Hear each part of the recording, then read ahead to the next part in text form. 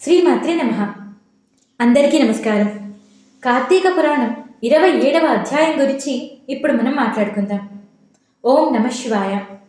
ఓ అగస్త్య మునీంద్ర, భగవంతుడు అయిన శ్రీమన్నారాయణుడు దుర్వాసునితో ఇలా అనటం మొదలుపెట్టాను. దుర్వాస, అంబరీషునికి నీవు ఇచ్చిన శాపం నేను సంతోషంగా స్వీకరిస్తున్నాను. ఈ శాపం నాకేమీ కష్టం కాదు.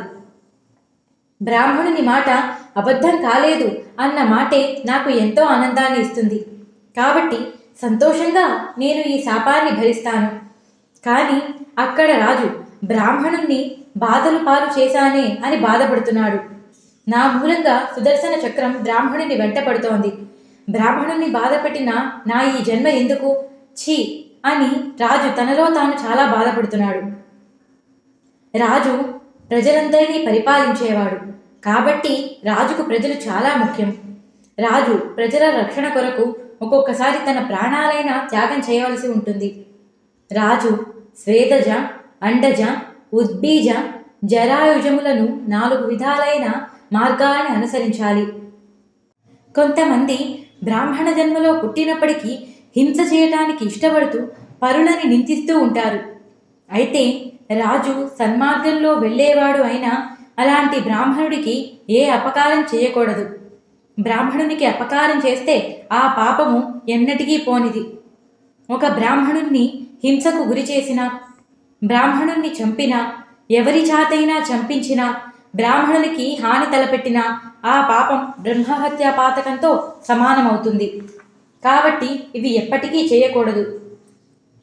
దూర్వాస మహాముని, నీవు భూలోకంలో నీకోసం ఎదురు చూస్తున్న అంబరీష మహారాజు దగ్గరికి వెళ్ళి అతడిని ఓదార్చు. తన పాపము ఏమీ లేదని తనకి అర్థమయ్యేలా చెప్పు. నీవు వెంటనే వెళ్ళు. ఈ సుదర్శన చక్రం బారి నుండి కూడా నిన్ను ఆ అంబరీష మహారాజు ఒక్కడే కాపాడగలడు. కాబట్టి నీవు అతని దగ్గరికి వెళ్ళి రక్షించమని అడుగు అని దూర్వాస మహామునికి శ్రీమన్నారాయణుడు చెప్పారు. శ్రీమన్నారాయణుడు చెప్పిన ఆ మాటలు విని దూర్వాస మహాముని వెంటనే అంబరీష మహారాజు దగ్గరికి వచ్చి ఆయనకు నమస్కరించారు. ఓ రాజా, ఈ సుదర్శన చక్రము నుండి కాపాడమని విన్నవించారు. అంబరీష మహారాజు ఇలా పలికెను. ఓ చక్రమా, నన్ను మన్నించు. రక్షించమని కోరిన వారిని ఎవరైనా రక్షించడం రాజుగా నా ధర్మం. దయచేసి ఈ బ్రాహ్మణుని రక్షించు. ఇక్కడి నుండి వెళ్ళిపో. రక్షించమని వేడాల్సిన అవసరం నాకు లేదు.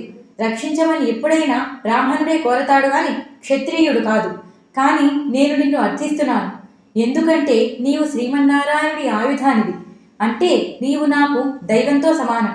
కనుక ఈ బ్రాహ్మణుణ్ణి ఏమీ చేయకుండా ఇక్కడి నుండి వెళ్ళిపోమని చెప్పాను. లేకపోతే నా ధనుర్బాణం ఎలా ఉంటుందో నీవు చూస్తావు. దయచేసి ఇక్కడి నుంచి వెళ్ళిపో. మన ఇద్దరి మధ్య యుద్ధం జరగవద్దు అని అన్నాను. ఇక్కడితో కార్తీక పురాణం 27వ అధ్యాయం సంపూర్ణం. 28వ అధ్యాయంతో మళ్ళీ కలుసుకుందాం. ఈ కథ ఇంకా పూర్తి కాలేదు. నెక్స్ట్ 28వ అధ్యాయంలో ఉంది. నేను చెప్పిన తీరు మీకు నచ్చినట్టయితే వీడియోకి ఒక లైక్ చేయండి. కొత్తగా చూస్తున్న వారైతే సబ్స్క్రైబ్ చేసుకోండి. పక్కనే ఉన్న బెల్ సింబల్ని ఆన్ చేసుకోవడం మర్చిపోకండి. మీరు చేసే ప్రతి లైక్ నాకు చాలా యూజ్ అవుతుంది. నెక్స్ట్ వీడియోకి ఎంతో మోటివేషనల్గా ఉంటుంది.